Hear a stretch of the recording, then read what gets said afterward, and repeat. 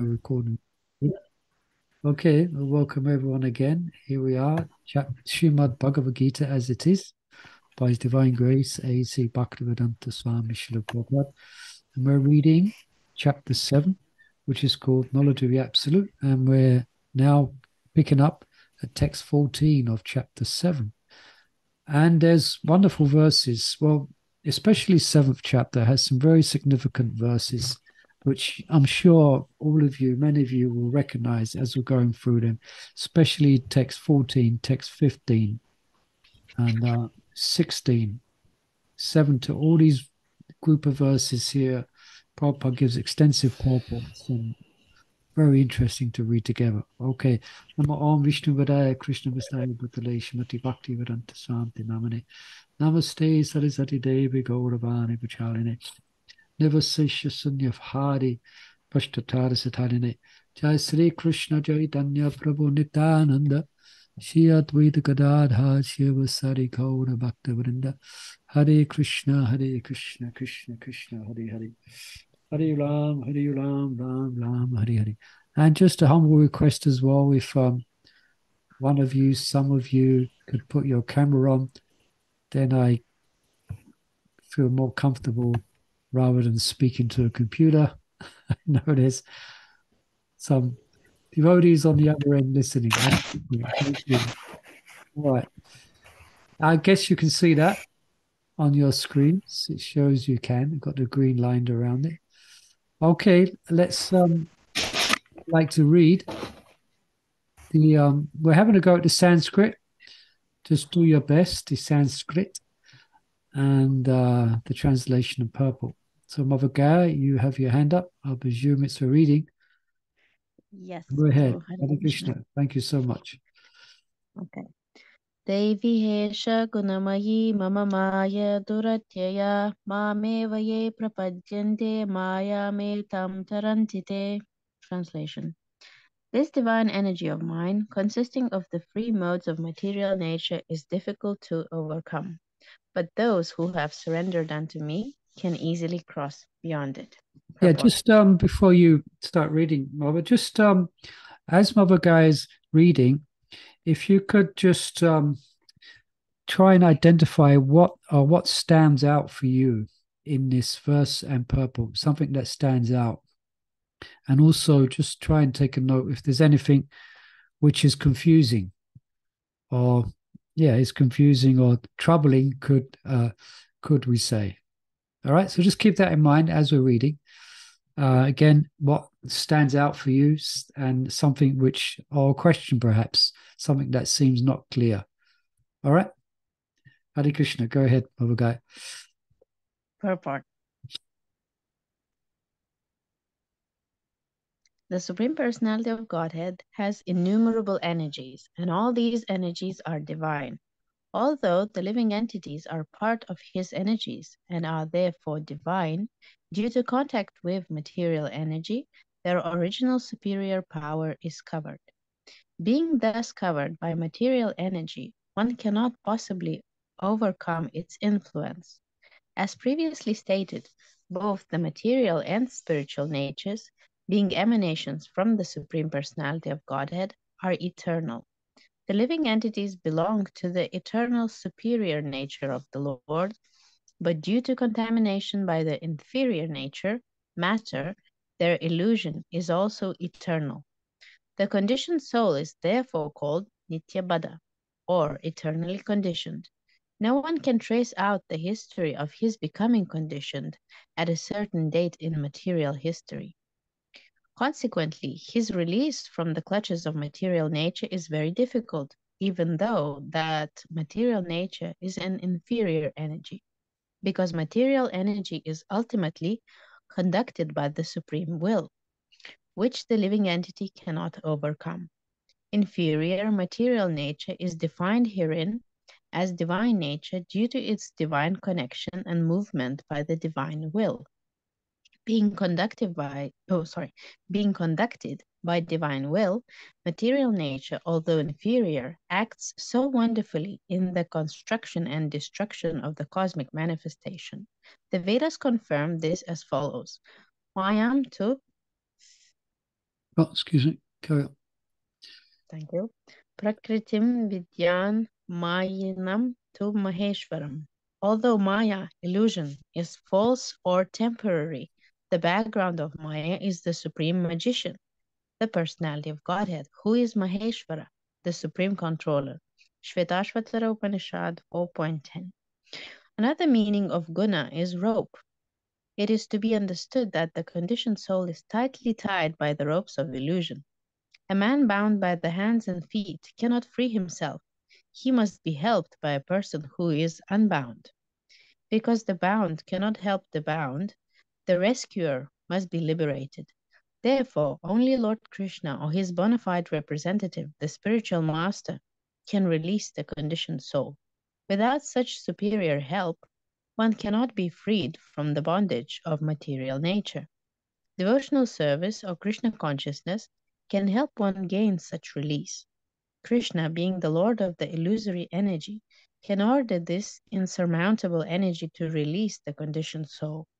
He orders this release out of his causeless mercy on the surrendered soul and out of his paternal affection for the living entity, who is originally a beloved son of the Lord. Therefore, surrender unto the lotus feet of the Lord is the only means to get free from the clutches of the stringent material nature. The word Mam Eva are also significant. Mam means unto Krishna, Vishnu only, and not Brahma or Shiva. Although Brahma and Shiva are greatly elevated and are almost on the level of Vishnu, it is not possible for such incarnations of Rajoguna, passion, and Tamoguna, ignorance, to release the conditioned soul from the clutches of Maya. In other words, both Brahma and Shiva are also under the influence of Maya. Only Vishnu is the master of Maya. Therefore, he alone can give release to the conditioned soul. The Vedas, Shvetashvatara Upanishad 3.8, confirmed this in the phrase Tam eva viditva, or freedom is possible only by understanding Krishna. Even Lord Shiva affirms that liberation can be achieved only by the mercy of Vishnu. Lord Shiva says, Mukti pradata sarvesham Vishnur eva na samshaya. There is no doubt that Vishnu is the deliverer of liberation for everyone. Hare Krishna. Okay, thank you, Hare Krishna. So I think let's just begin. I think Mother Lavanga Latika, you read through this. Did you have any something specific which grabbed your attention? Can you hear me? Oh, she's frozen there. Perhaps she can't hear at the moment. But anybody else? Something which reading this purport which stands out? There's a few significant things here. But the principle is very important to understand because we've been hearing about Prabhupada begins explaining about the power of Maya and how it's insurmountable. He used the word. And the word used is Mama Maya Turatyaya, which means it's very difficult to overcome. Yeah. Very powerful. Although we are of the superior energy, as has already been described, yeah, we are subverse aparyam edastvanyam prakriti vidime param.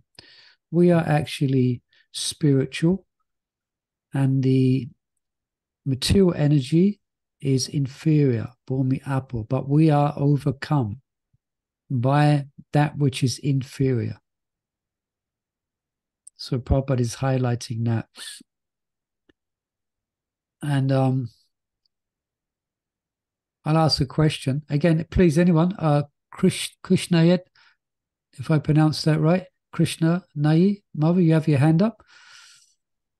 Is it to read, or do you want to bring up some point here, something that you stood out for you, or some question? Please go ahead. Oh, can you always hear me? Oh, you can hear me, yeah? I can hear you. Okay, great. Krishna yet? Krishna, you have your hand there. Okay. Okay. क्या Can चाहिए you, निशानी में? can you hear? Oh, we can't hear you. Um, we can't hear you. I can hear very faintly. Perhaps check around on your Computer. computer or whatever. Everyone else can hear me, and I can hear everyone else, but yourself I can't hear. If not, you can put in the chat for now, and if you can perhaps work out where your volume's going wrong. In the meantime, Mother Gaia, you have your hand raised.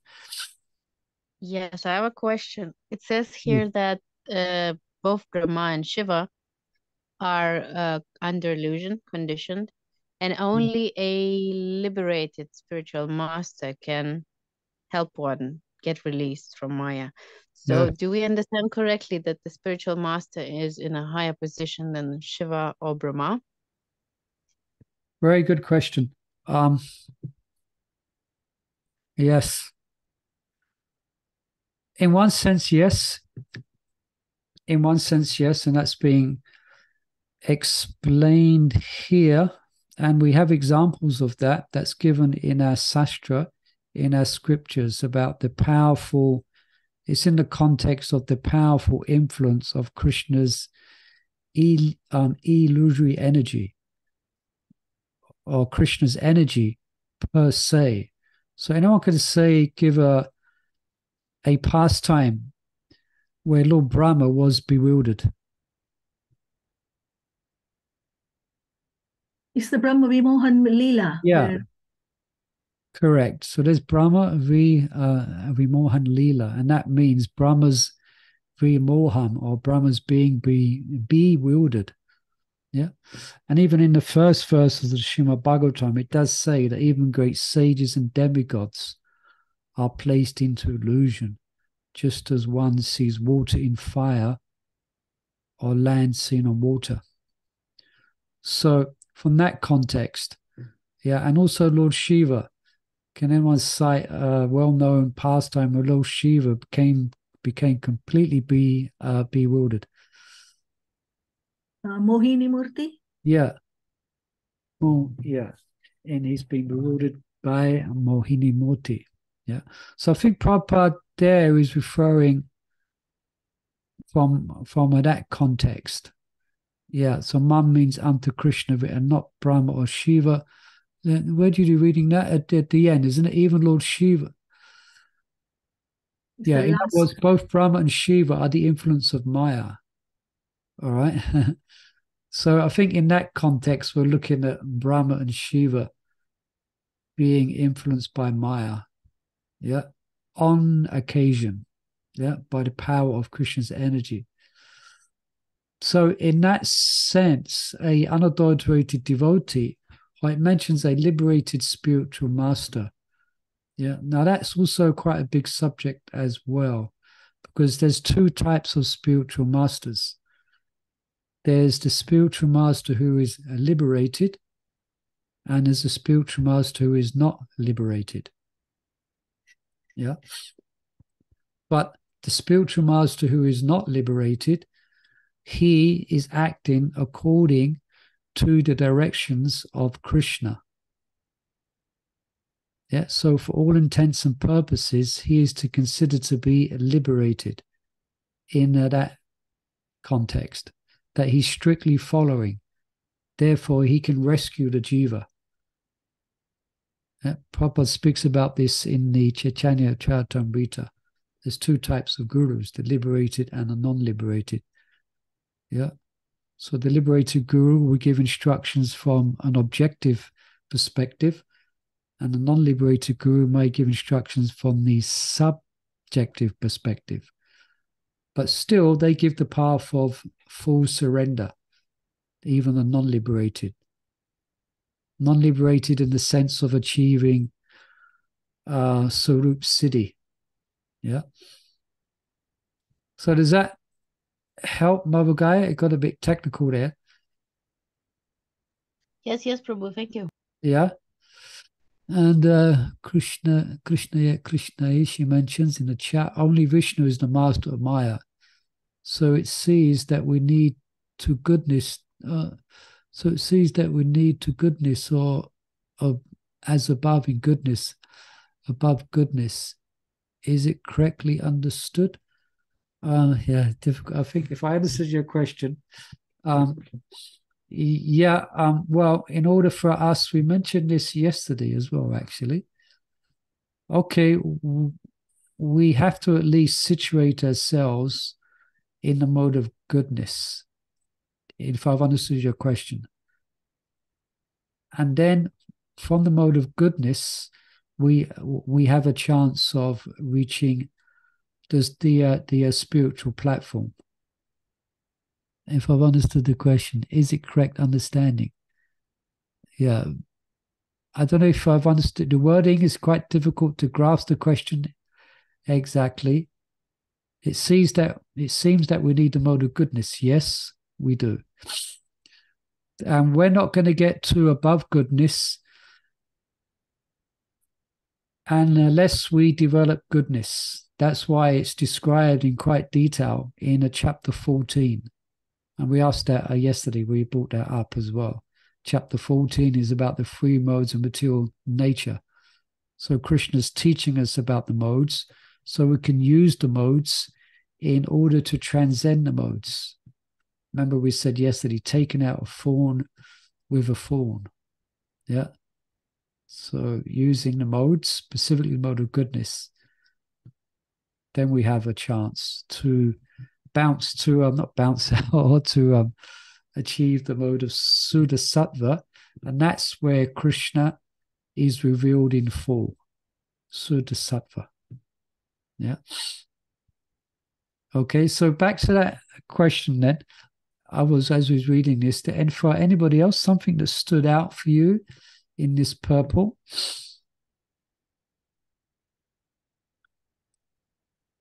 If you have, Yes, Prabhu. please One go more ahead. question. Please. Nitya Siddhas and Nitya Buddhas. Yes. Why? Why? Why are there two kinds? Yeah, I mean, I noted this when I read through it in the short time I had. I also noted it, and here I've highlighted it here.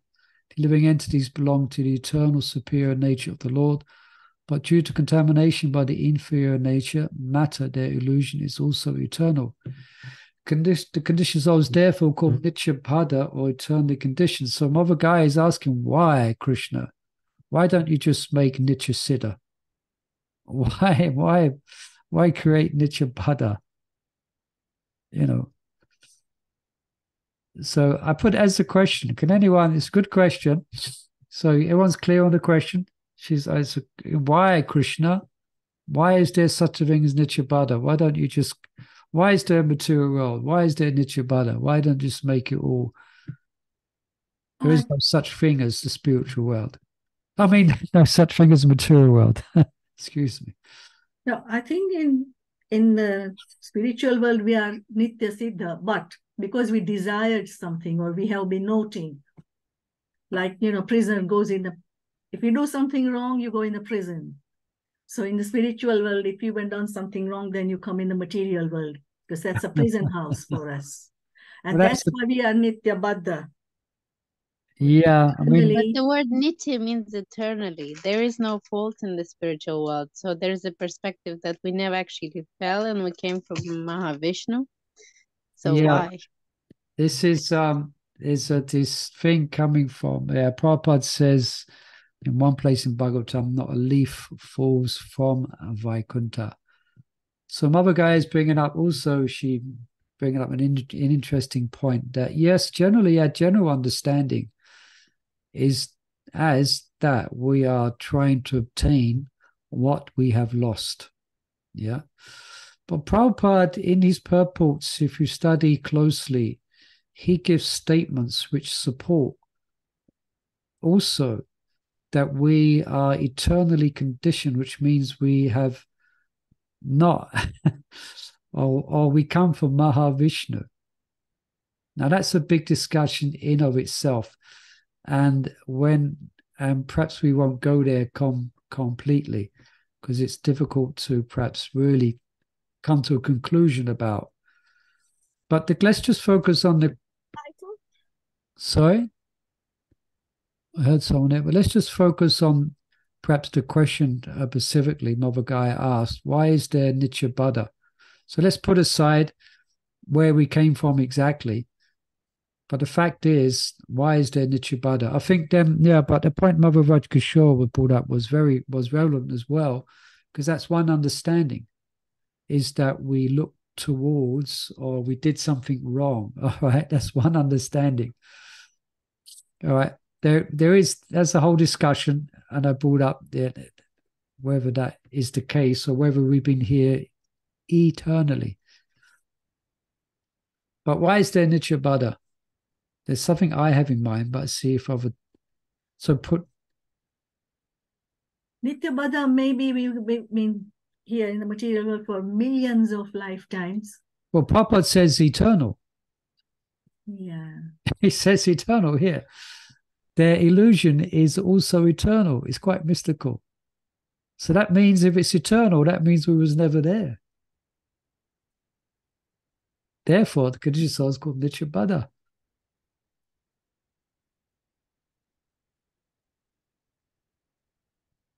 Oh, interesting, isn't it? Yes. Yeah. I put forward that I forget, I can't quote the source. It's a shame, but along the lines of there's a certain rasa, there's a certain rasa, if you want, of the journey of the Nityabada becoming rescued by Krishna's Karuna Shakti, by his mercy. In a spiritual world, there is no preaching to do. There is no one to rescue. There is no transformation needed. There is no lifting up of someone who is illusioned and becoming liberated. Everyone there is perfectly situated. So the rasa itself or the exhibition of Krishna's Karuna Shakti can really be seen in the material world. So it's highlighted more. Just like, for example, if you have a diamond and you put it and you have some black velvet and you put it on the black velvet, it highlights the beauty of the diamond. So in the same way, for the Nityabada, when they're rescued by the grace of the Sankirtan mission, by Lord Chaitanya's mercy and the devotees, it's a wonderful thing. It's like amazing, and it stands out more because of the nature of their conditioning. Okay, Nityabada means they've been bound for so many, not lifetimes, there have been so many creations going back, well, since time immemorial. But then they become saved. Then they turn around from their illusion and they go back to the spiritual world. So that's a great sense of enjoyment for Krishna. Does that help, Mother Gaia? That's one. You know, actually, to be honest, can you hear me, Prabhu? Yes, we can. Yeah. I prefer this idea that we came from Mahavishnu, because it never sat well with me that I did something outlandish to end up here. It never made sense. It never really clicked. Yeah. So, and this, it kind of makes sense that Krishna wants to enjoy this rescuing pastime. So and Vishnu, he's the Lord. He can't help but create. So that makes sense. And the fact is also very good if this is actually the case, because it means we can develop whatever relationship we want with the Lord. There is no limitation. I'm not a blade of grass, because I'd never choose that, So yeah, wow, it means I can become whatever I really want, whatever relationship I want to develop. I can strive for that. At least in this life. I might forget everything in the next, but We strive for perfection. There is no limitation, so there's no fear, when you just accept that this is the way it is. You just strive to get, to Krishna in whatever shape you want. Wow. Isn't it? That's pretty far out answer you gave there. Have you been reading well, you are. We're reading the Sankalpa Kaumudi, and we're going to come to a part where Maharaj speaks about this. Yeah. So what you're saying, this is acceptable, hopefully, in our more mature ISKCON society now. That, yeah, it also could be considered, and it's not wrong, as Mother Gaius, it's not wrong that we may conclude that we have never been there. And therefore, yeah, as you can imagine, the way I'm speaking, it has been a controversial subject in the past, but upon studying Srila Prabhupada's books deeply, now I'm not positing any ultimate conclusion, excuse me. But the fact is that, yes, so you could say from that perspective, our relationship with Krishna is inherent, is that we're the eternal servants of Krishna. But the actual, further on from Mother Gaya's comment, that our actual loving relationship with Krishna, from one perspective, will be developed according to who we hear from and what particular relationship that they have. We will develop that specific rasa and relationship. This is getting quite deep now, okay? So by hearing about the gopas, or the gopis, for example, from a devotee, then one will become attracted in that way. Anyone else have any comments on this?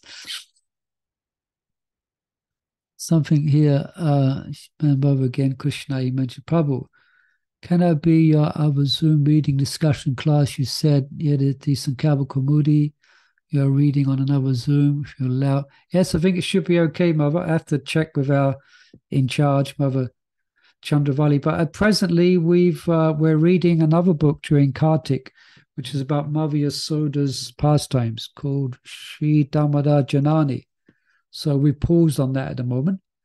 But you're quite welcome to join us on that.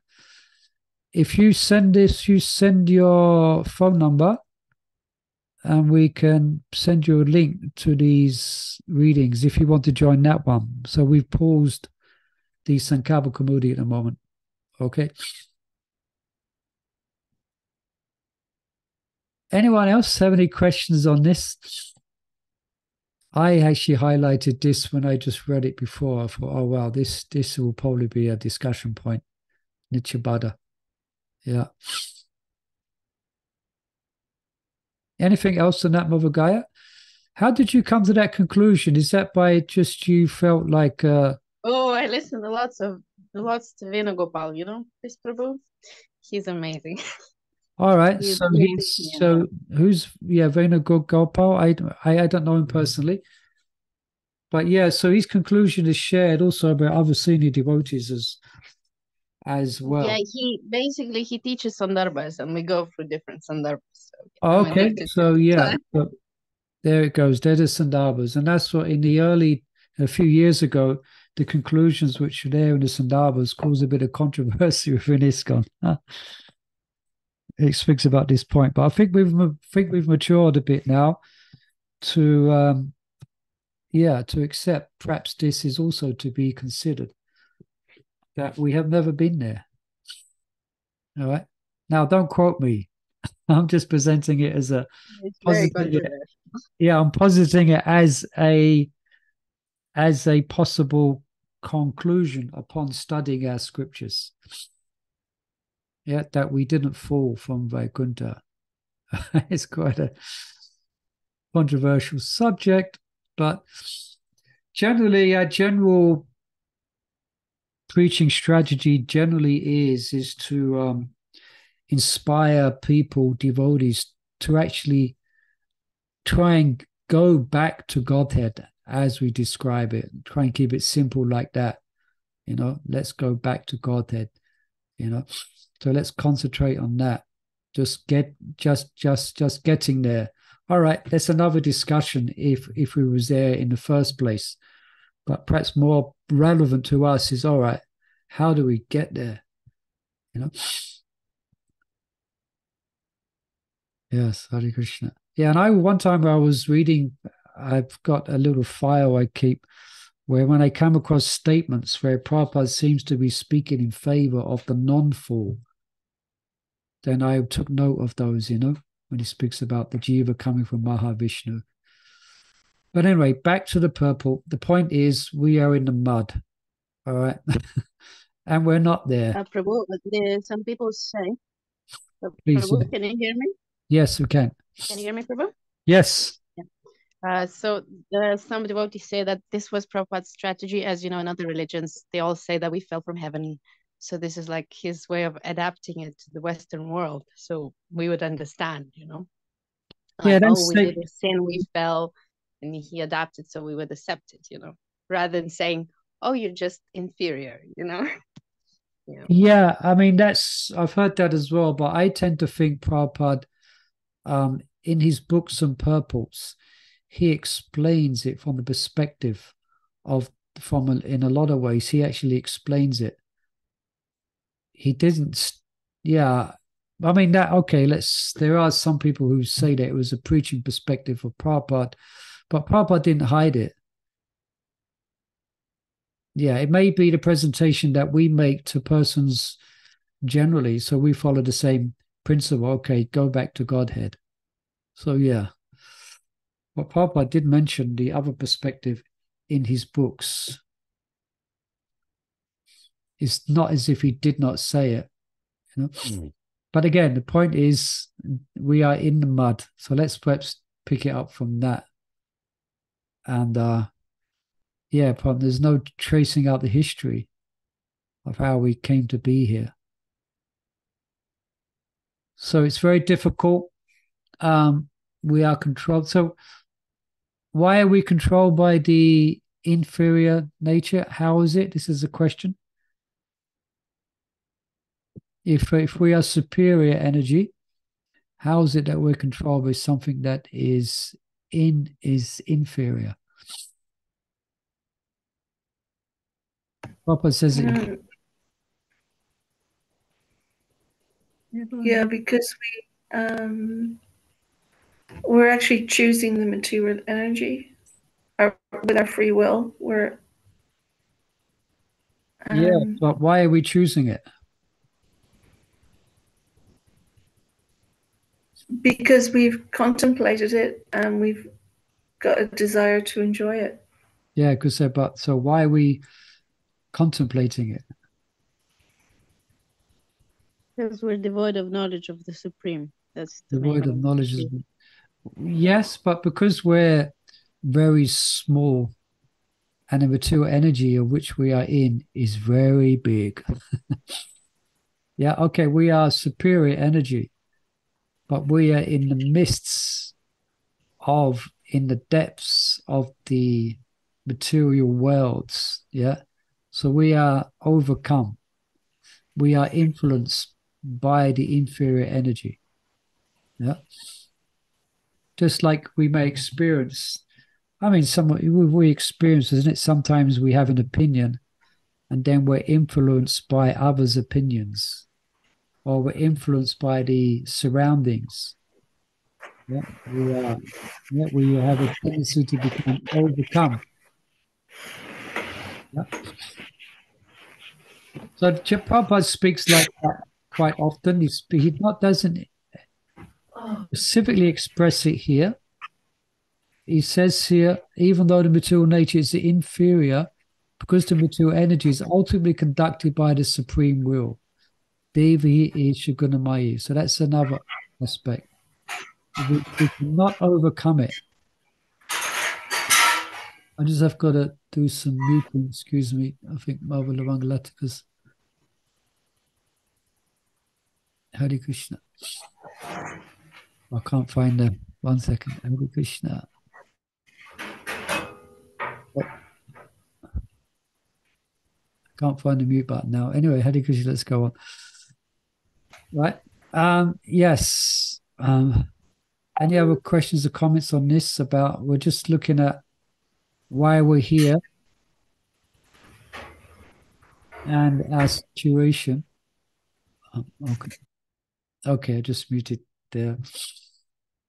So what's the process then for becoming, so first understanding our predicament, can we overcome it by ourselves? No, because we are entangled ourselves. So somebody who is not, who is completely free, liberated, only that person can remove the tangles from us. Yeah. And that's where Prabhupada then brings up the subject of the spiritual master. Yeah. He explains that the bound, I don't know if it's here, was it here? The bound cannot, there's another meaning is rope. That the conditioned soul is tightly bound by the ropes of illusion.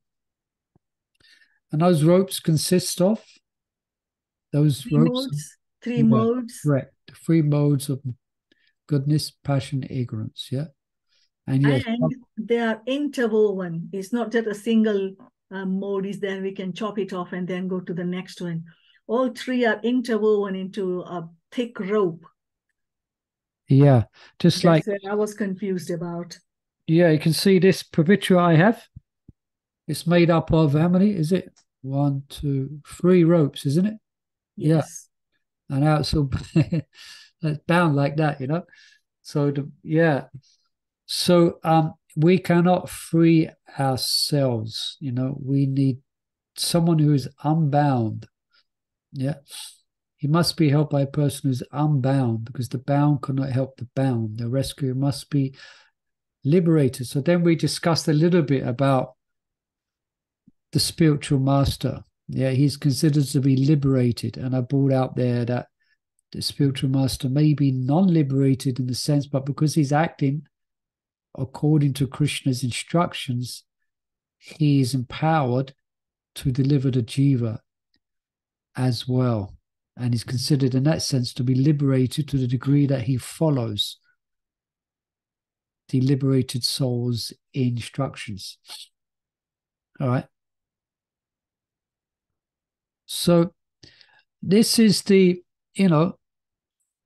we are engaged in this process of surrender by taking up the principles and practice of devotional service. We are engaged in the surrendering process under instructions of the spiritual master. So this becoming unbound, unfortunately, it's not an instantaneous happening. Does anyone notice that? It's not like switching a switch. It's not like we go to the spiritual master and he gives us a red pill.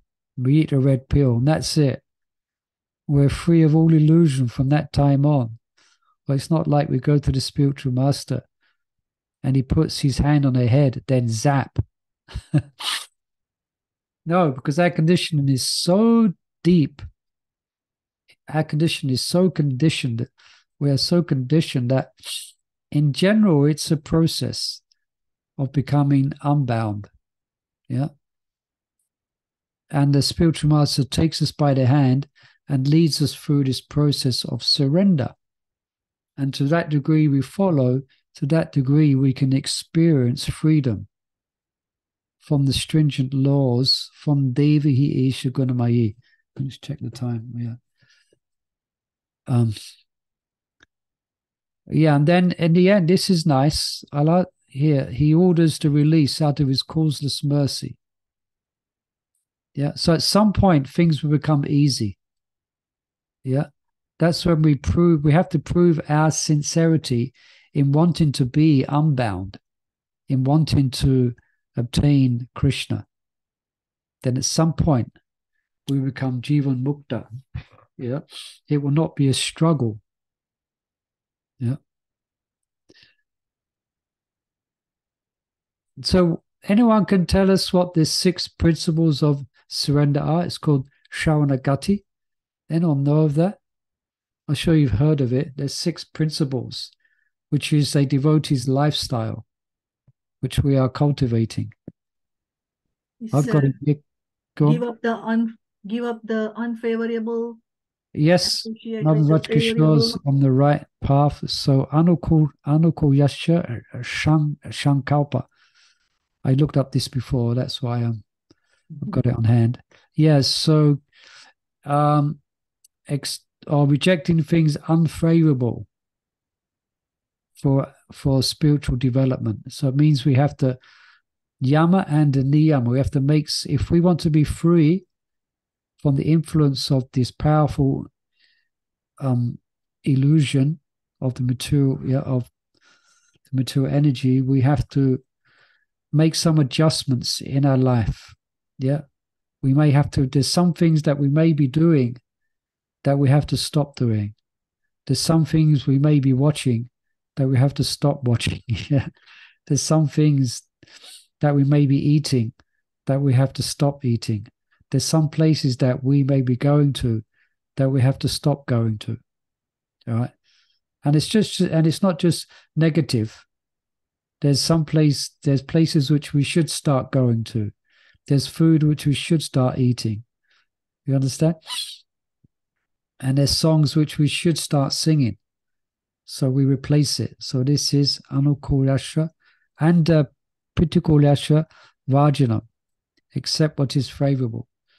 So yes, so reject what is unfavorable and accept what is favorable. Mother Radhakishore has correctly mentioned. This is what it means to surrender. Yeah, Sharanagati.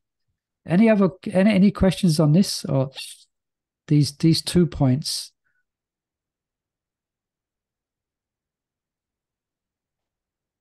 And then the next one, do you know Mother Radhakishore? There's 6. We mentioned 2 so far. Rakshati Vishwash. Rakshati Viswaso. Yeah, and that means complete faith in Krishna that he will protect me. Yeah. Complete faith.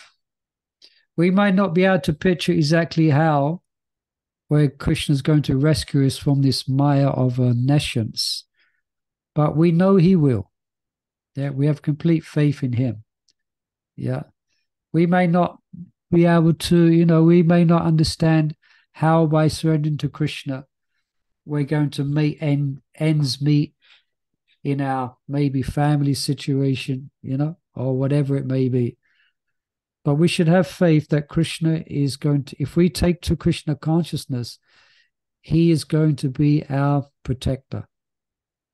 Yeah. And in that mood, we can give ourselves to him.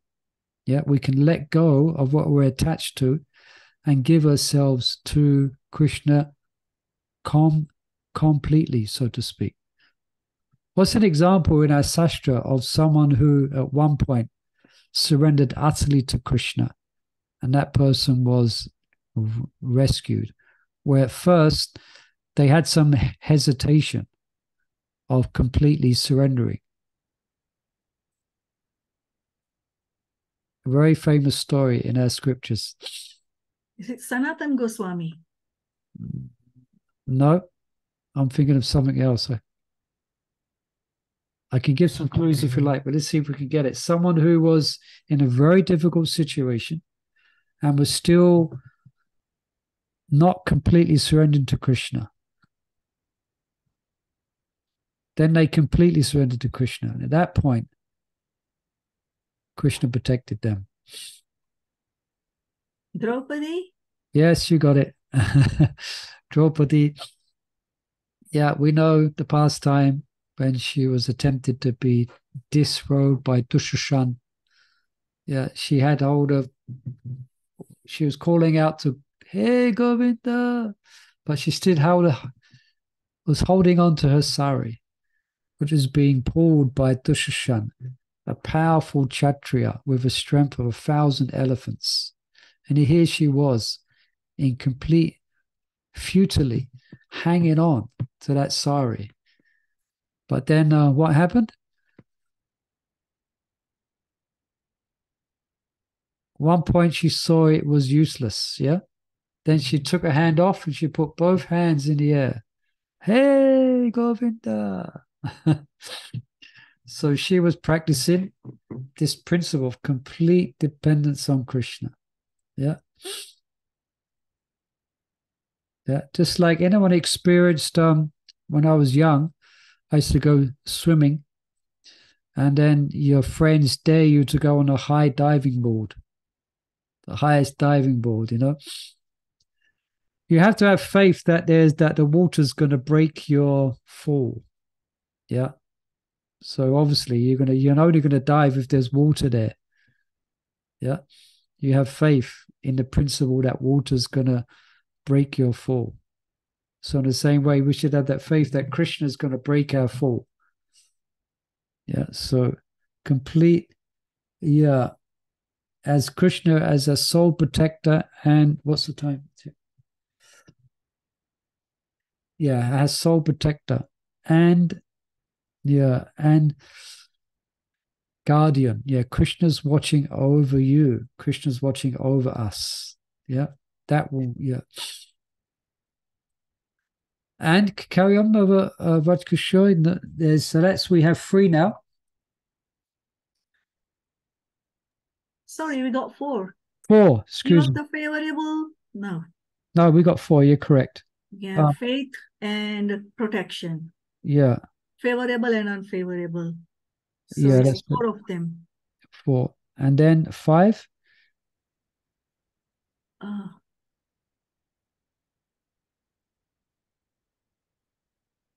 Atmanivedanam. Oh, yes. Similar, giving oneself over. That's quite a, yeah, giving oneself over to Krishna, placing oneself in Krishna's hands, you know. But that's only 5 then. We still got 6-1 left. Yeah, 6-1 is a very important one.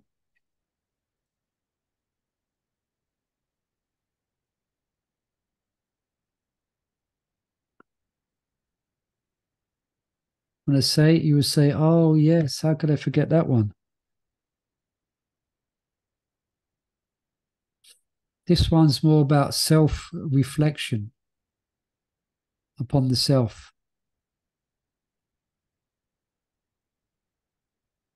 I'll give you a clue. The 3rd verse of the Shashtakam. If I got that right. Is it the 3rd verse? Pranadapi sunichana. Pranadapi sunichana tarodapi shishna.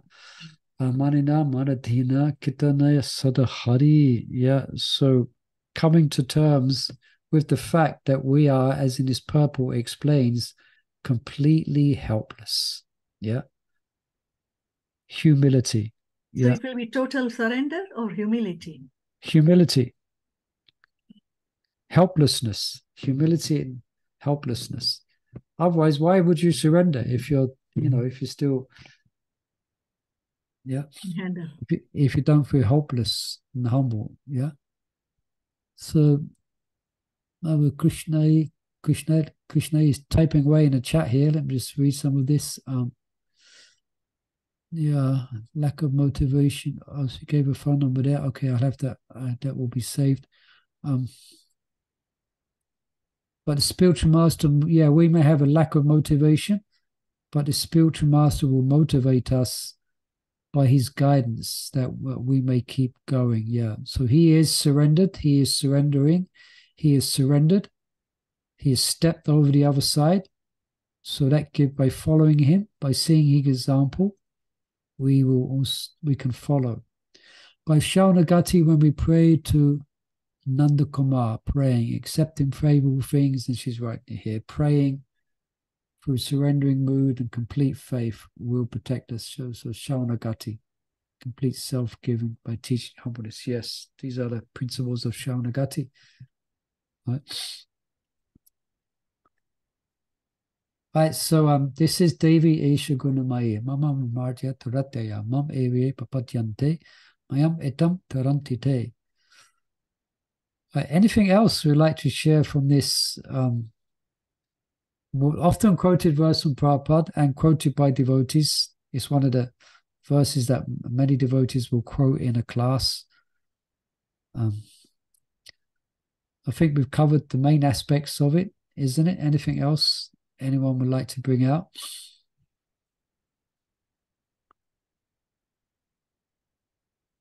Yeah, we've looked at that. Was there anything troubling or confusing? And we dared to go into the realms of the origin of the jiva. Yeah. And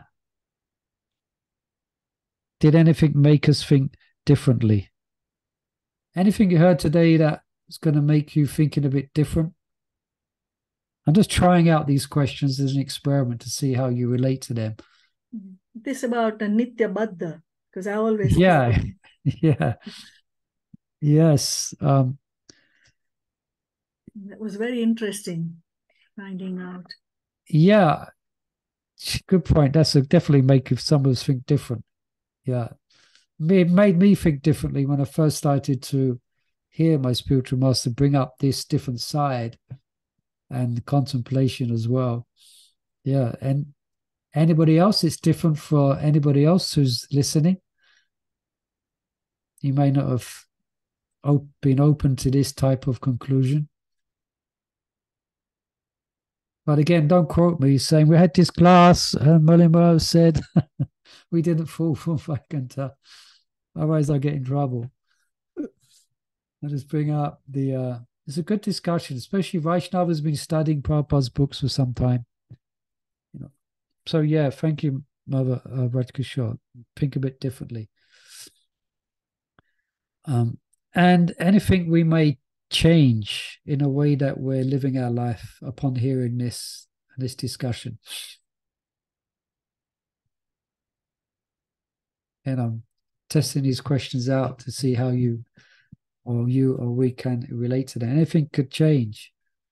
Well, I think if we change our lifestyle to Daivi Varnashram, accept whatever Krishna gives us and keep progressing, it might be a slow process, but we can actually get there eventually.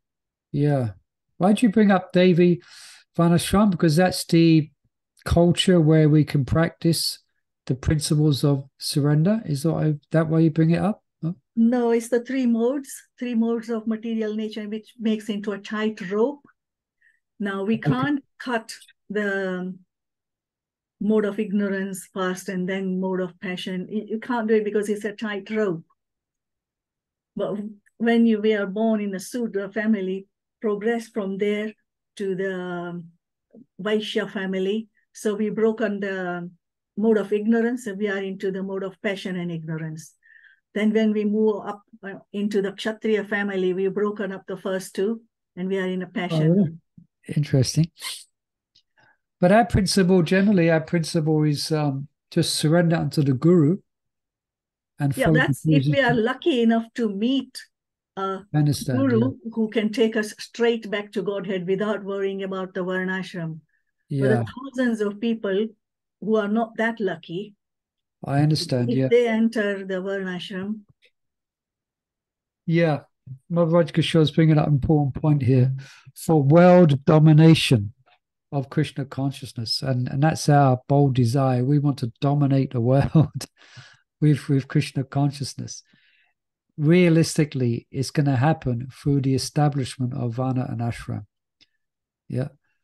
Because not everyone's going to be ready for the principles of Sharanagati due to various material attachments, etc. So at least there should be an atmosphere which guides people gradually towards Sharanagati. Yeah, situates everyone naturally by dedicating in a natural position and then dedicating their work to Krishna. That's called Devi Varnashram. All right. All right, 7:00. Time went quite quick. We just covered one verse, but quite good discussion. This verse is quite important verse to perhaps spend one session on. So now next week we're going to be looking at another important verse, which is one of the longest purports in the Bhagavad Gita. The longest one is chapter 9, text 2, I think. But this one as well is a well-known verse, quoted so often by Prabhupada. Namam Tiskudayana Mutta Papajanti Naradamaha Mayapita Gana Ashrim Pavam Ashrataha. And here's the purple, you can see. All right. It goes on. All right. So that's the purple for next week. All right. So thank you, everyone, for joining us for this discussion. Please join us for next week. And yeah, and again, perhaps again, if you read through between now and next week, read through 7:15, and again, try and what stood out for you. Was there anything confusing? Anything made you think differently, etc.? And we'll get into that a bit, okay? All right. Thank you, everyone. I wish you a wonderful Krishna today. Oh, it's still, what's the day today? Wednesday. Still got Thursday. Please join us tomorrow. We'll be reading chapter 2 of Sri Damodar Janani. So please join us for that if you have time. Okay. Thank you, everyone. Hare Krishna. Hare Krishna, thank you so much. Hare Krishna, Hare Praise Krishna. Madhava Prabhu Hare ki Hare. jai. Thank you so much. Thank you. Vaishnavas ki jai. Vaishnavis ki jai. Hare Bol. Hare Krishna.